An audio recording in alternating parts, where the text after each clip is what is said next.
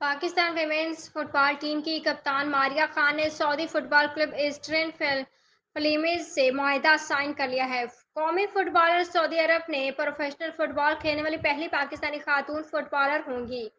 2014 में Pakistan women's team की साबका कप्तान हाजरा खान ने मालदीव के क्लब से मुआहदा किया था और किसी भी गैर मुल्की क्लब की जानिब से साइन की जाने वाली पहली पाकिस्तानी खातून फुटबॉलर बनी थी।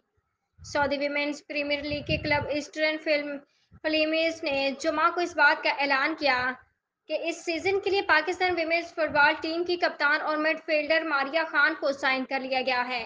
क्लब का कहना है कि पाकिस्तानी प्रोफेशनल फुटबॉलर को साइन करने का मकसद सऊदी प्रीमियर लीग के नए सीजन में टीम को मजीद मजबूत करना है।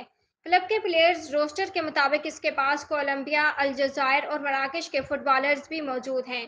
सऊदी प्रीमियर लीग के गुज़श्ता साल होने वाले पहले सीजन में ईस्टर्न फ्लेमिज सिर्फ 2 मैच जीत पाई थी। मारिया खान को गुज़श्ता वर्ष पाकिस्तान वुमेन्स फुटबॉल टीम का कप्तान बनाया गया था।